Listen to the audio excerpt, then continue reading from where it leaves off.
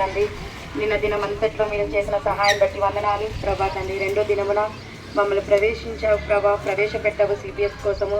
తీసుకొని వచ్చిన పిల్లలందరినీ బట్టి వందనాలు ప్రభా. యోగ్యురాలను ఎన్నిక లేని నాయన నన్ను ప్రభా తండ్రి మీరు నిలబెడుతున్నారు ప్రభా తండ్రి. మీరే నన్ను పరిశుద్ధపరిచి నీ నోటి పూరగా నన్ను వాడుకోనండి ప్రభా తండ్రి. నీకు చెప్పడం చేత కాదు ప్రభా, ఎలా చెప్పాలో కూడా తెలియదు.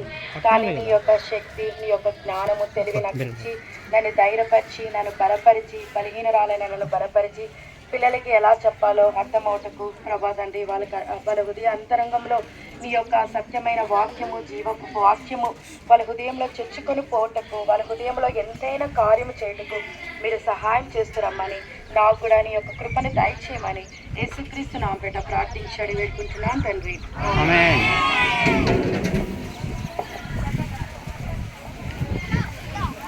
ఈరోజు మన లెసన్ పేరు క్షమాపణ గృహ. పిల్లలు ఎవరైనా బాధ పెట్టినారనుకో, లేకుంటే మిమ్మల్ని హింసించినారనుకో, మీరేమనుకుంటారు వాళ్ళ గురించి? వాళ్ళకి కూడా ఏం చేయాలనుకుంటారు? క్షమించాలనుకుంటారా లేకుంటే హింసించాలనుకుంటారా? కదా, వాడికి కూడా మనకి జరిగినట్లే వాడికి కూడా చేయాలని అనుకుంటామా లేదా? అయితే బైబిల్లో ఒక వ్యక్తి ఉన్నాడు. ఇంకొక వ్యక్తి ఏ తప్పు చేయలేదు, అయినా ఆ వ్యక్తి మీద అసూయ ద్వారా ఏం చేస్తాడంటే అతన్ని చంపాలని అతన్ని తరుముతూ వచ్చాడు. ఈరోజు మనం ఆ లెసన్ ద్వారా ఏంటని నేర్చుకుందాం. ఎందుకు క్షమించాలి? క్షమాపణ హృదయం మనము ఎందుకు కలిగి ఉండాలి? దానివల్ల మనకి మేలేంటి, దానివల్ల నష్టం ఏంటి చూస్తున్నాం. సరేనా? దానికంటే ముందు ఒక యాక్టివిటీ చేద్దాం. ఎవరైనా బెలూన్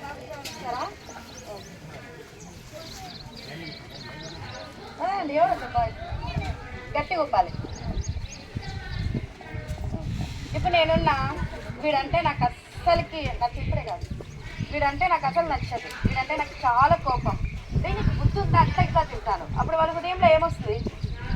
కోపం. ఇంకా ఎక్కువ తింటాను, చాలు, ఇంకా ఎక్కువ తింటాను. నువ్వు అస్సలు పనికి రావాలా, నీ జీవితం ఇంతే, అట్లా ఇట్లా ఏమేమో నా నోటికి వచ్చిన బూతులు ఏదేదో మాట్లాడతాను. ఇంకా మనకి ఏమొస్తుంది?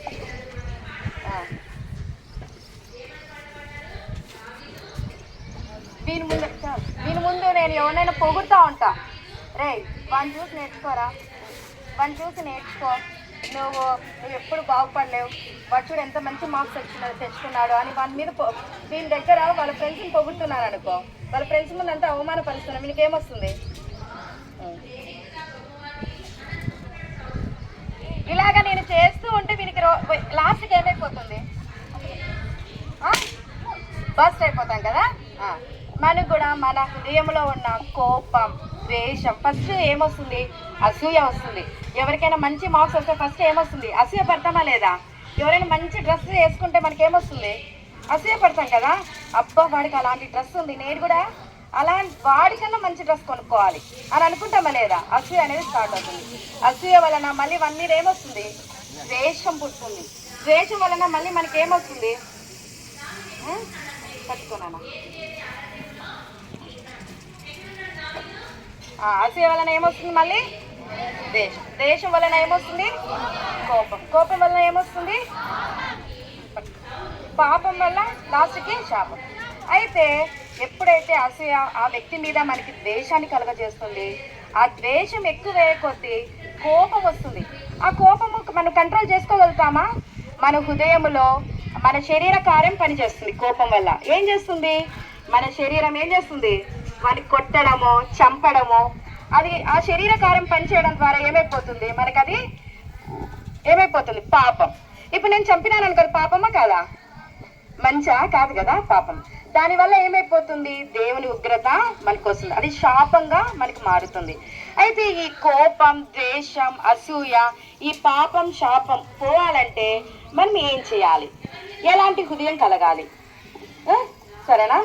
ఒకరోజు చెప్పనా, ఒక ఊర్లో బైబిల్లో నుంచి ఇద్దరు వ్యక్తులు చూసుకుందాం. పరిశుద్ధ గ్రంథం నుంచి ఒక రాజు ఉన్నాడు, అతని పేరు సౌలు.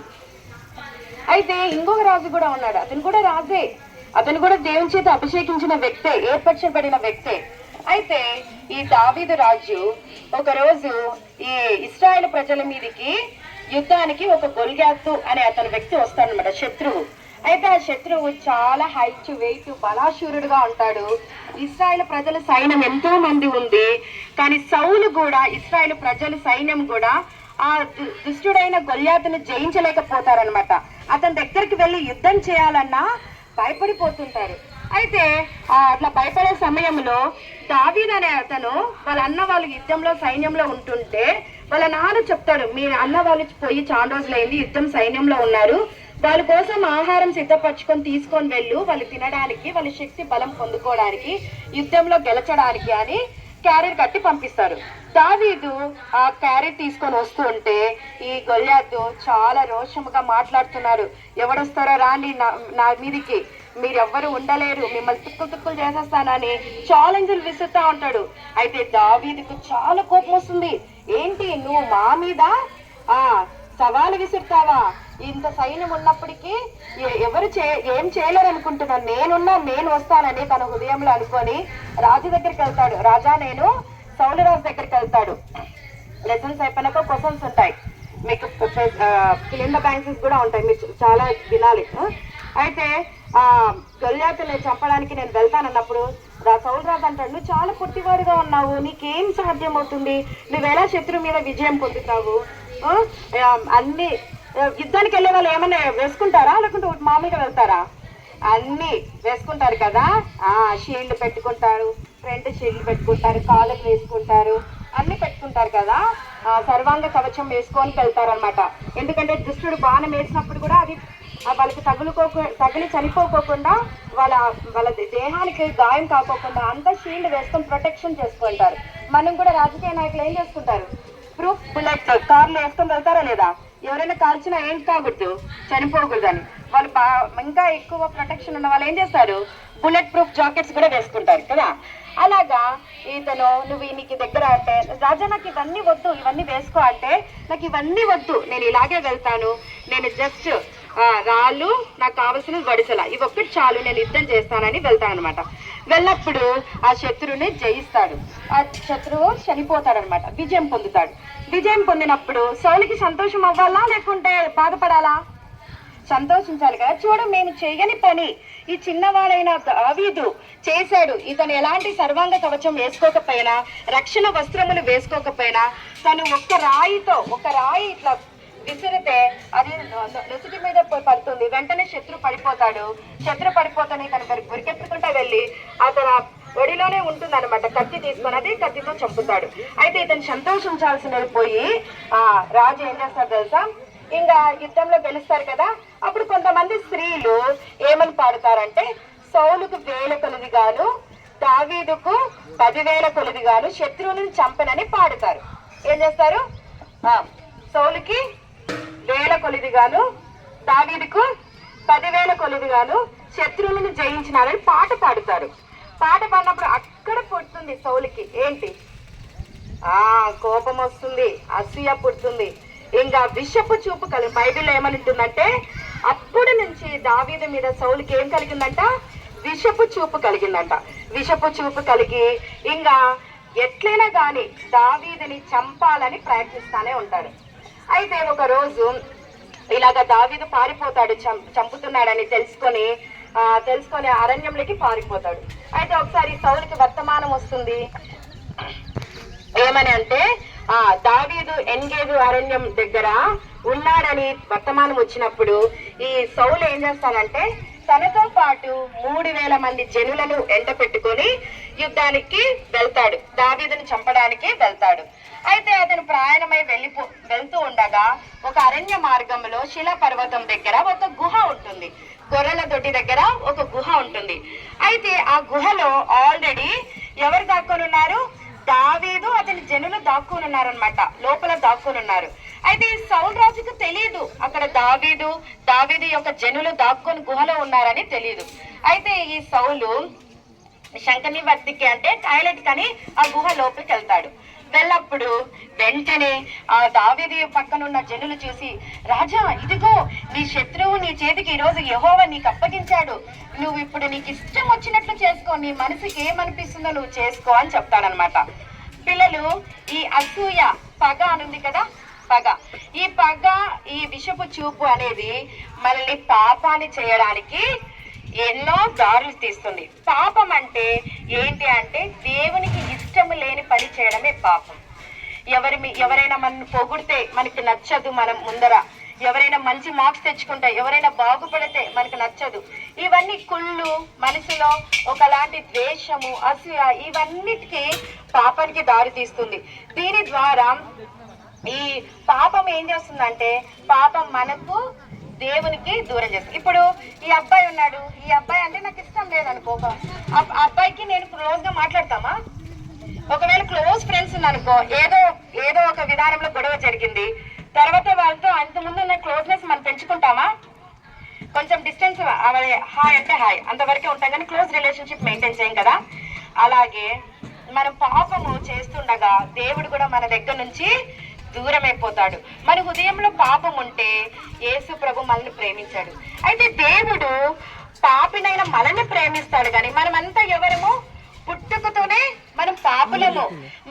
మన శరీరం పాపము. మనకి పాపం చేయాలని తలంపులు వస్తాయి, లేదంటే చెడు వస్తాయి, అది చూడాలి, బూతు మాటలు మాట్లాడాలి, లేకుంటే చెడ్డ కార్యములు చేయాలి, మన శరీరాన్ని దేహాన్ని నష్టపరిచే పనులు చేయాలని తలంపులు, ఆశ మనలో పుట్టింది. అయితే దాన్ని జయించాలి. ఆ శరీరం మనం ఏం చేస్తుంది? ఆ పనులు చేయడానికి పూనుకుంటుంది. అయితే మనము దేవుడు పాపినైన మనల్ని క్షమిస్తాడు, కానీ మన హృదయంలో ఉన్న పాపాన్ని మాత్రము క్షమించాడు. ఆయనకి అసహ్యము, అతనికి చాలా అసహ్యమైనది, దేవునికి అసహ్యమైనది అన్నమాట పాపం అంటే. అందుకోసమే దేవుడు మనల్ని ప్రేమించాలన్నా, లేదు అంటే మనం చేసిన పాపములు దేవుడు మనల్ని క్షమించాలన్నా మనం ఏం చేయాలి?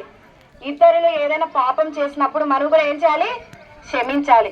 ఎవరైనా మనల్ని నిందించినప్పుడు, లేదంటే చిన్న చూపు చూసినప్పుడు, లేదంటే నీకు అన్యాయం చేసినప్పుడు, లేదంటే నీ జీవితంలో నీకు నష్టము చేసినప్పుడు మనం ఏం చేయాలి? క్షమించాలి. కానీ చాలా కష్టం కదా ప్రాక్టికల్ లైఫ్ లో కదా, క్షమించడం చాలా కష్టం కదా. పెళ్ళైన వాళ్ళకి ఫ్యామిలీలో వచ్చే కోపం ఎవరి మీద ఎక్కువ ఉంటుంది చెప్పండి? పెళ్లి చేసుకున్న వాళ్ళకి ఎవరి మీద ఉంటుంది కోపం? వెరీ గుడ్ బాయ్స్, భలే చెప్పారు. అత్త మీద ఉంటుంది కదా. అత్త మీద కోపం ఎట్లుంటుంది? ఆమె చనిపోయి గుంతపైన అత్త చేసిన కార్యములన్నీ గుర్తు చేసుకుంటారా లేదా? అయితే మనము హృదయపూర్వకంగా క్షమించాలి. అత్త మీద ఎక్కువ కోపం కదా. అయితే అట్లా కోపం పెట్టుకొని మనం జీవిస్తే దేవుడు ఎప్పటికీ మనల్ని కూడా క్షమించడు. బైబిల్ ఏమంటుందంటే క్షమించేది పగ తీర్చుకునేదంతా దేవుని యొక్క పని. అయితే ఇప్పుడు దావీదు ఏం చేస్తాడు? తన జనులు చెప్తాడు కదా, ఇప్పుడు శత్రువును నీ దగ్గరకు వచ్చేసాడు, ఇప్పుడు నీకు ఇష్టం వచ్చినట్లు చెయ్యి అన్నప్పుడు దావీదు ఏం చేస్తాడంటే సౌలు దగ్గరికి వెళ్ళి తనకి తెలియకోకుండా తన పై వస్త్రం యొక్క చెంగును కోసేస్తాడనమాట. కోసేసినాక ఇది చూపిస్తాం.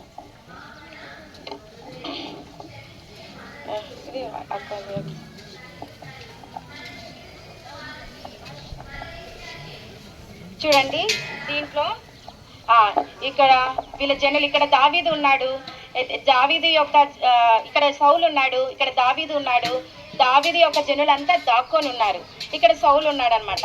అయితే వెంటనే చెప్తాడనమాట, వస్త్రపు చెంగును కోసేస్తాడు. కోసేసినాక అప్పుడు అతని జనులు అనుకుంటాడు, ఏంటి శత్రువు చేతికి దొరికితే చంపుకోకుండా వస్త్రపు చెంగును మాత్రమే కోస్తున్నారని ఆశ్చర్యపోయిండొచ్చు. అయితే వస్త్రపు చెంగు కోసి మళ్ళీ తన జనుల దగ్గరకు వచ్చి దాక్కొని అంటాడు, ఏమని అంటాడంటే, యెహోవా చేత అభిషేకించబడిన వ్యక్తిని నేను ఎట్లా చంపుతాను? ఆయన నా ప్రభువు, అభిషేకుడైన ప్రభువు, నేను అతనికి ఎంత మాత్రం నేను కీడు చెయ్యను అంటాడనమాట అని.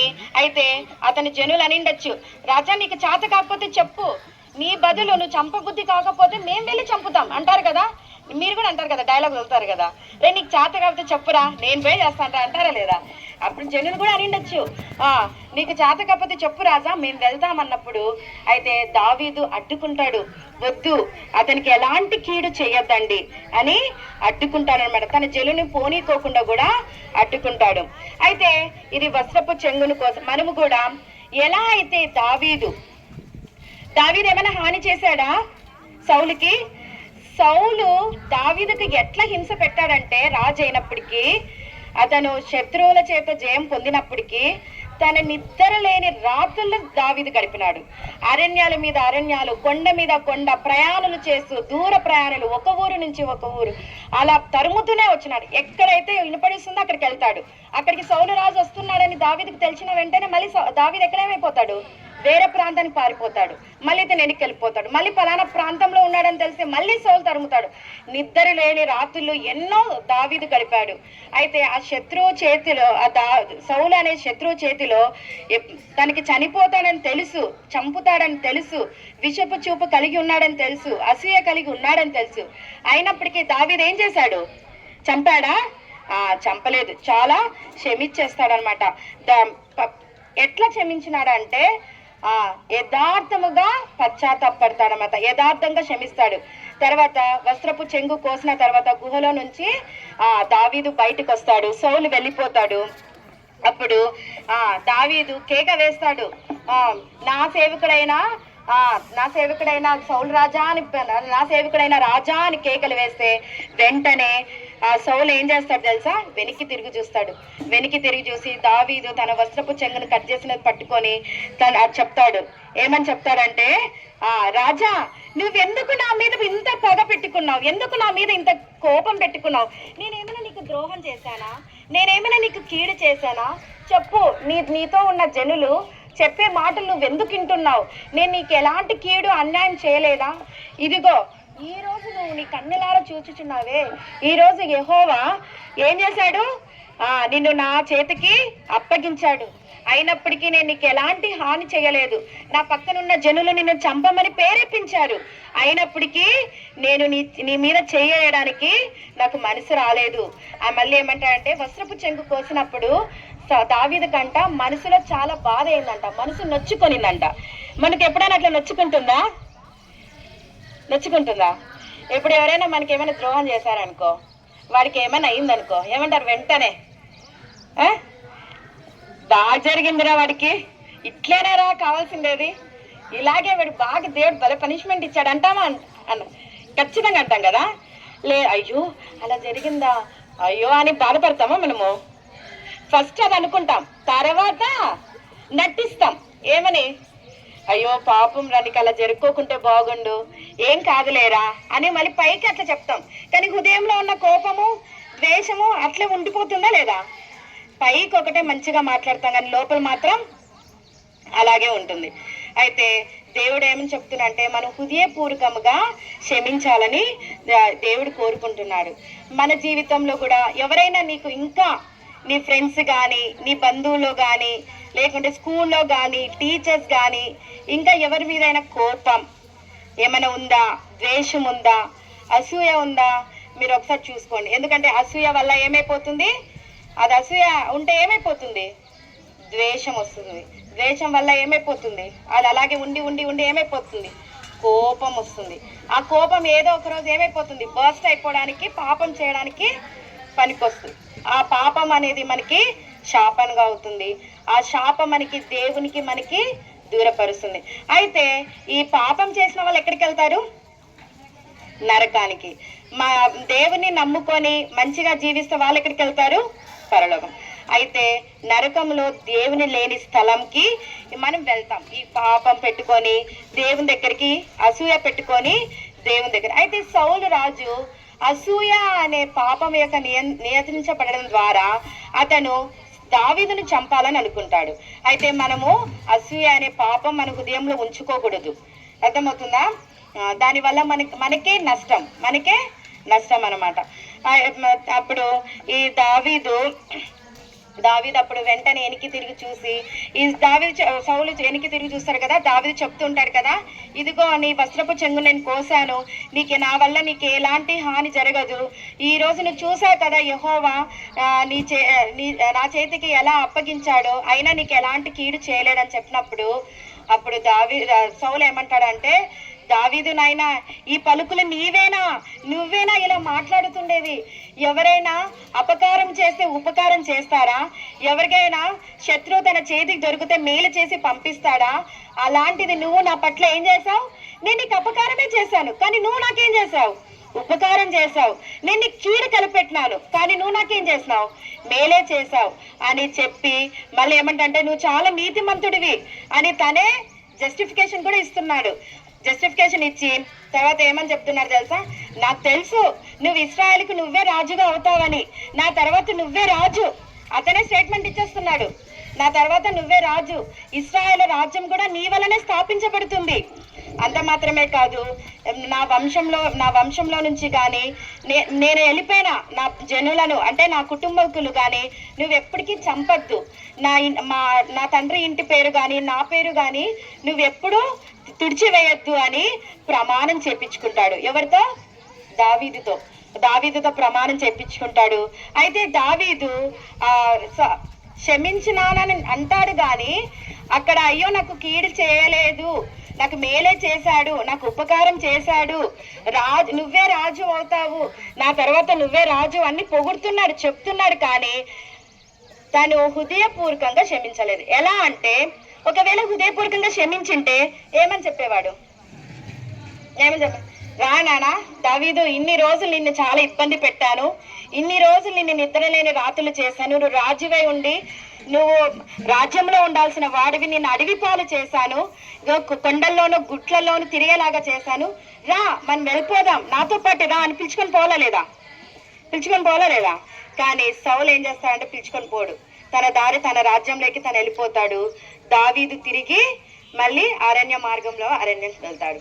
అయితే ఇక్కడ ఈ లెసన్ ద్వారా మనం ఏం నేర్చుకున్నామంటే దావీదులో ఉన్న క్యారెక్టర్స్ చెప్పండి, ఎలాంటి క్యారెక్టర్స్ ఉన్నాయి? మంచితనం ఉంది, ఇంకా క్షమించే మనసు, ఇంకా అతను యథార్థముగా క్షమించాడు. అంత మాత్రమే కాదు, ఇక్కడ సౌలు సవాలు విసురుతాడు కదా, వెనక్కి తిరిగి చూస్తాడు కదా, అక్కడ ఒక మాట చెప్తాడు, సౌలు రాజా, నా సేవకుడు అయిన రాజా, నేను నీకు ఎలాంటి అపకారం చేయలేదు కదా, అయితే నువ్వు నా మీద ఇంత పగ పెట్టుకున్నావు కదా, అయితే నీ పక్షాన నా పక్షాన ఎవరు చూసుకుంటారు? యెహోవా న్యాయం తీరుస్తాడు. ఒకవేళ నాదే తప్పైతే దేవుడే నా మీద పగ తీర్చుకోనిలే అని చెప్తాడు. అయితే ఇక్కడ ఏం కనపడిస్తుంది అతనికి? యథార్థమైన పశ్చాత్తాపం ఉంది. అంత మాత్రమే కాకోకుండా ఇంకా ఏముంది? దేవుని మీద ఆధారపడ్డాడా లేదా? ఏమనుకున్నా, తన శత్రువు ఎంత పనులు చేస్తున్నప్పటికీ అతను ఒకటే అనుకున్నాడు, నేను కాదు చేయాల్సిందేది, నాకు ఎవరున్నారు? యెహోవాయే చూసుకుంటాడు. ఇతను యెహోవా చేత అభిషేకించిన వ్యక్తి, ఇతను మా మామ, నేను మా మామకి నేను ఎలాంటి కీడు చేయను, ఎలాంటి నష్టం చేయనని తను చాలా మనసులో దృఢం చేస్తున్నాడు. ఒకవేళ మనకే అలాంటి కష్టాలు వస్తే, మనల్ని హింసిస్తే, మనల్ని ఎవరైనా ఇబ్బందికరంగా మాట్లాడితే, బూతు మాటలు మాట్లాడినా, లేకుంటే గాయపరిచిన హృదయం అనే కఠినమైన మాటలు మాట్లాడి అందరి ముందు ఇన్సల్ట్ చేసినా మనం తట్టుకోగలుగుతామా? దావీదు వల్ల క్షమించగలుగుతామా? క్షమించలేం కదా. అయితే ఒకవేళ మనం అలా క్షమించలేకపోతే మనకి దేవునికి ఏం జరుగుతుంది?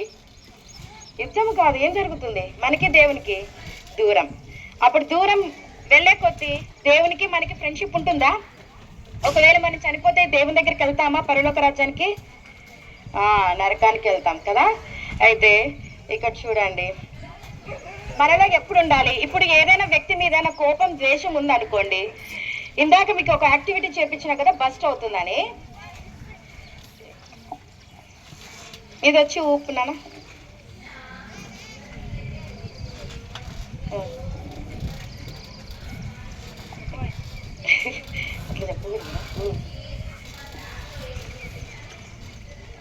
ఊపలేకపోతున్నారు కదా.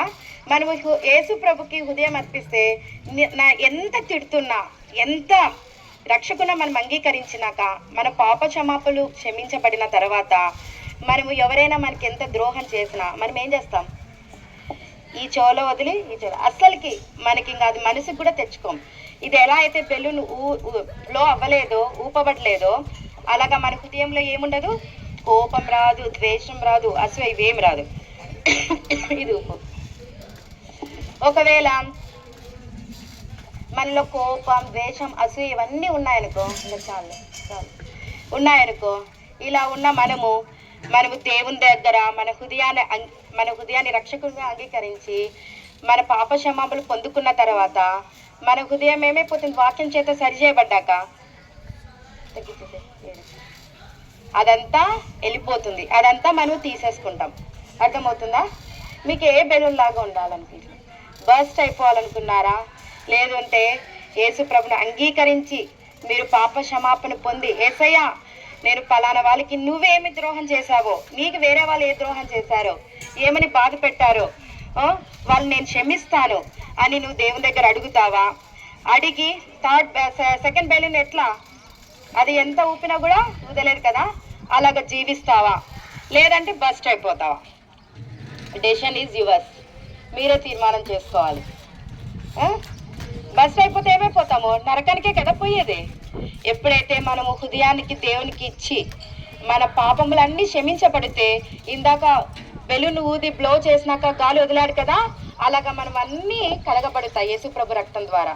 యేసుప్రభు రక్తం ద్వారా కడిగినబడిన తర్వాత ఇంకా ఎవరైనా నేను బాధ పెట్టాలని చూస్తే నువ్వేం చేస్తావు? ఇంకా మళ్ళీ దాన్ని మనసుకు కూడా తీసుకోవు, ఇంకా వదిలేస్తావు, ఇట్లా పెట్టుకొని ఇట్లా వదిలేస్తావు. అర్థమవుతుందా స్టోరీ? అయితే యేసుప్రభు నువ్వు ఇంకా నీ హృదయం చెప్పను, నీ హృదయం ఇవ్వలేకపోతే నీ హృదయం ఎలా ఉంటుంది తెలుసా?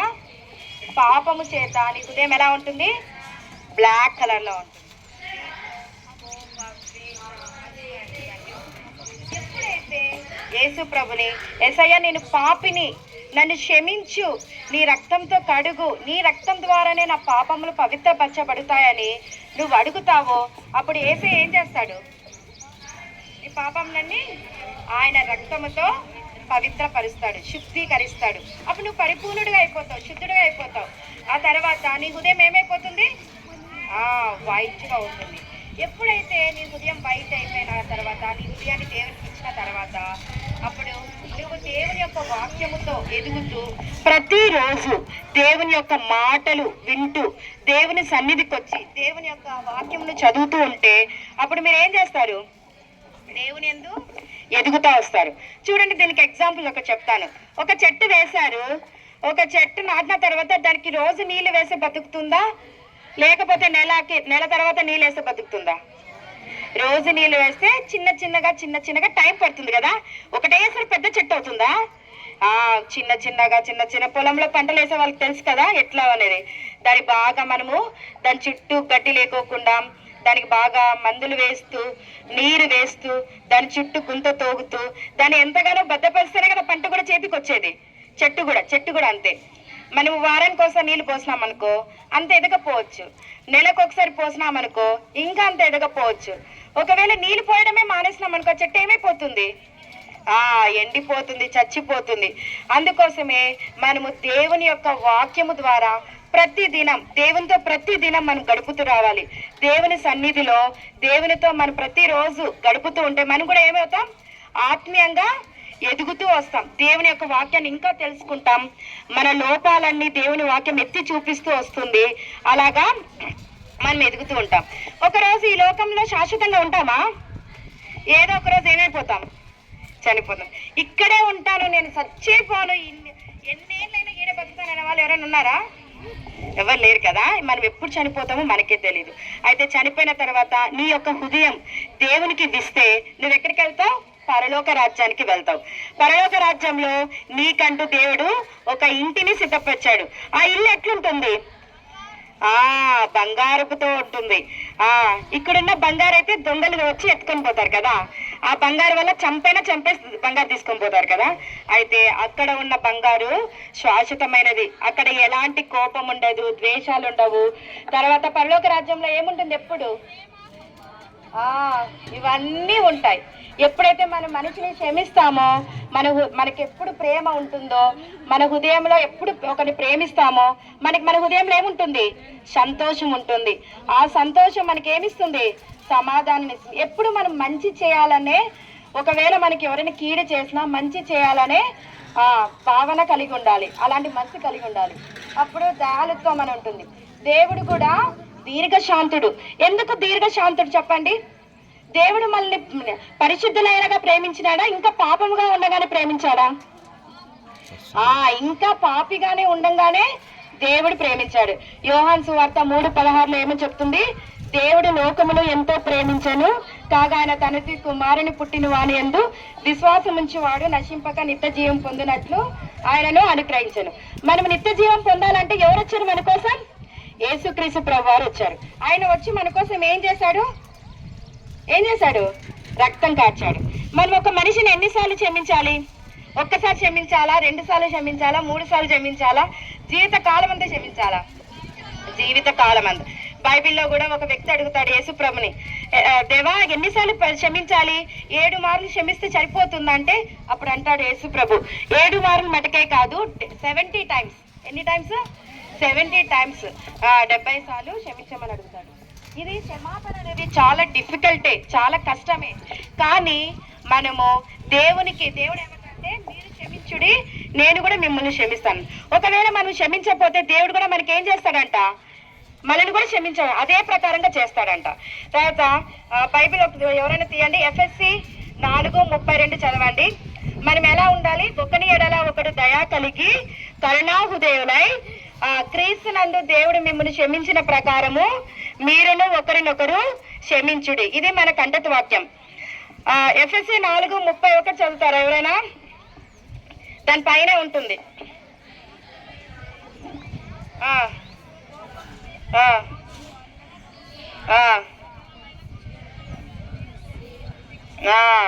ఏమని విస్తరించాలంటే ఏంటంటివి? ఇక్కడే ఉంది కదా, పైనే ఉంది. సమస్తమైన ద్వేషము, కోపము, క్రోధము, అల్లరి, దూషణ మాటలు, సకలమైన దుష్టత్వంలో ఏం చేయాలి? విసర్జించాలి. ఇంకొకటి ప్రసంగి 7:20 ప్రసంగి 7:20 అక్కడ ఏమంటుందంటే, మేలు చేయువాడు నీతిమంతుడైన వాడు, పాపము లేని మేలు చేయువాడు నీతిమంతుడు ఒక్కడైనను భూమి మీద లేడంట. ఎవరు లేరంట? ఒక్కడు కూడా భూమి మీద లేరంట. పాపము చేయక మేలు చేసేవాడు. మనమంతా ఇప్పుడు ఎవరము? పాపులమా కాదా? పాపులమే కదా. మేలు చేసేవాడు ఒక్కడు కూడా భూమి మీద లేడంట. ప్రసంగి 7:20 చెప్తుంది. అదే రోమీలకు 12:19 చూడండి. పగ తీర్చుకున్నట్ట ఎవరి పని? దేవుని పని. దేవుడు చెప్తున్నాడు, పగ నీకెందుకు? అతను నీకు మేలు చేయకపోయినా పర్వాలేదు. మీరు అనొచ్చు, ఆంటీ నేను ఎన్నిసార్లు క్షమిస్తే నాకేంటి ప్రయోజనం, నేను ఎందుకు అతన్ని క్షమించాలని మీరు అడగచ్చు. అప్పుడు దేవుడు ఏమంటున్నాడంటే, అతనికి ఏ మేలు చేయకపోయినా పర్వాలేదు, అయితే దేవుడు ఏదో ఒక రోజు నిన్ను హెచ్చిస్తాడు, నిన్ను కనపరుస్తాడు. ఒకవేళ అతను తప్పు తెలుసుకొని నీ దగ్గరికి వచ్చి, రే సారీ రా, ఆ రోజు నిన్ను చాలా బాధ పెట్టాను రా, నిన్ను ఎంతగానో గాయపరచాను, అయినా నువ్వు నా మీద ఎలాంటి కోపం ఉంచుకోలేదురా, నువ్వెంత మంచివాడివిరా, నీ ప్రేమ నేను గుర్తించలేకపోయాను అని తనే నీ దగ్గరకు వస్తాడు. ఒకవేళ వాడు రాలేదనుకో, పగ తీర్చుకునే బాధ్యత ఎవరిది? దేవుంది. నీ పనే కాదు, పగ తీర్చుకోవడం అనేది దేవునికి ఎలాంటిది? అసహాయం. ఏంటి? అసహాయం. ఆ దేవునికి అది ఇష్టమైన పనే కాదు. సో తీసినారా? చదవండి. రోమా 12:19.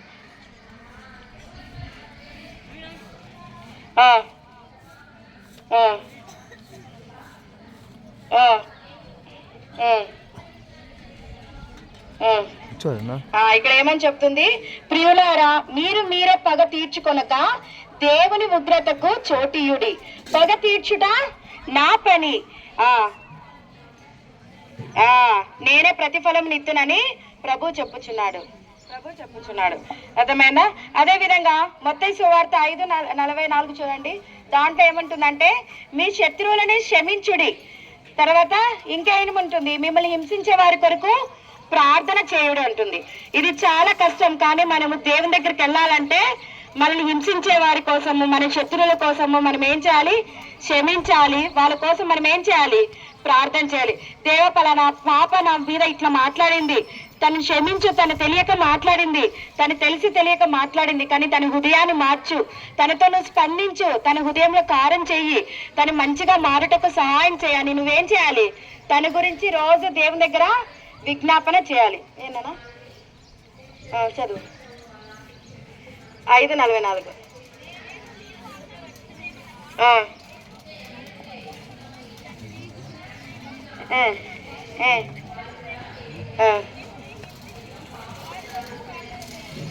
తర్వాత 1 కొరింథీ 15:3-4. యేసు ప్రభు ఈ లోకానికి వచ్చాడు, మన కోసం ఏం చేశాడు? సిలువలో కాలం చేశాడు కదా. మన పాపం నిమిత్తము ఆయన కల్వరిగిరిలో తన అమూల్యమైన ప్రశస్తమైన రక్తాన్ని చిందించాడు. ఆ రక్తాన్ని చిందించి ఆయన చనిపోయి సమాధి చేయబడి ఆయన తిరిగి లేచి ఆయన జీవించుచున్న దేవుడు. అర్థమైనా? మన దేవుడు మృతుడైన దేవుడు కాదు, జీవించుచున్న దేవుడు. ఆయన మళ్ళీ ఒక దినాన వస్తాడు. ఆ రోజు ఆయన వచ్చిన దినమున నువ్వు నేను సిద్ధముగా ఉంటే మనం అంతా ఆయనతో పాటు ఎక్కడికి వెళ్తాం? పరలోకానికి వెళ్తాం. ఒకవేళ నువ్వు నేను సిద్ధంగా లేకపోతే ఆయన వచ్చినప్పుడు ఈ లోకంలో విడబడతాం. దాని ద్వారా మనకేముంటాయి? అనేక కష్టంలో వస్తాయి. దాని ద్వారా ప్రతిఫలం ఏముంది? నరకం ఉంది. సరే, ప్రార్థన చేసుకుందామా? చదువుతారా? 1 కొరింథీ 15:3-4. సరే, అదొక్కటి చదువుకొని క్లోజ్ చేసుకుందాం.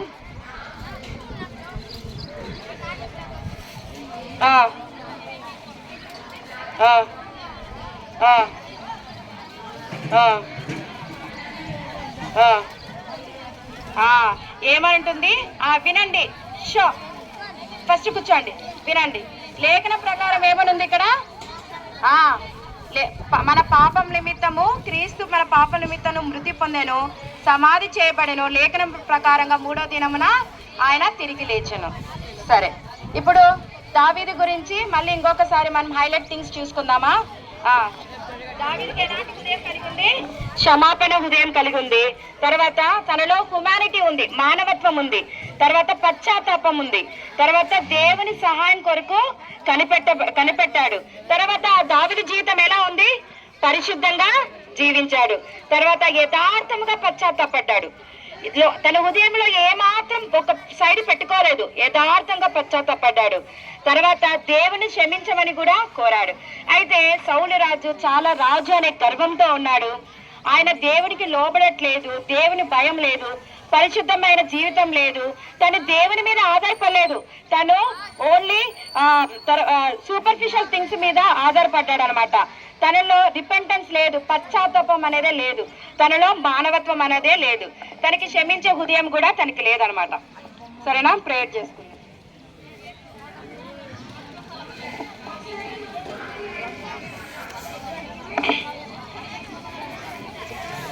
ప్రేమగల తండ్రి, పరిశుద్ధుడైన దేవా, మీరందరూ ఇప్పుడు మీరు హృదయంలో ప్రార్థన చేసుకోండి. యేసయ్యా, మీరు అడగండి. ఇప్పుడు మీ లెసన్ చెప్పేటప్పుడు దేవుడు మీకు చూపించంటున్నా కదా, ఎవరి మీద కోపం, ఎవరి మీద అసూయ, అవన్నీ మీరు దేవుని అడగండి. దేవా, నన్ను క్షమించండి, వాళ్ళని క్షమించండి, నీ రక్తంతో కడగండి, నా హృదయంలోకి రాండి, నాకు క్షమించే హృదయం ఇవ్వు, నాకు నేర్పించు, అసూయ ఇలాంటివన్నీ నా హృదయంలో నుంచి తీసివేయి అని మీరు హృదయంలో ప్రార్థన చేయండి. ఇంకా ఎక్కువ దేవుని వాక్యం మీరు తెలుసుకోవాలనుకుంటే మీరు లెసన్ అయిపోయినాక, బీబీఎస్ అయిపోయినాక ఎఫ్ఎఫ్రా అన్న ఉంటారు, అన్న దగ్గరికి వెళ్ళి మీరు దేవుని గురించి మీకు ఇంకా ఏమైనా తెలుసుకోవాలని ఆశ ఉంటే మీరు అన్నను వెళ్ళి అడిగితే మీకు ఇంకా ఎక్కువగా చెప్తాడు. సరేనా? సరే, ప్రేయర్ చేసుకుందాం. ప్రేమగల తండ్రి, పరిశుద్ధుడైన దేవా, ఇంతవరకు క్షమాపణ గుహ గురించి ప్రభా మీరు మాతో మాట్లాడుతూ వచ్చారు.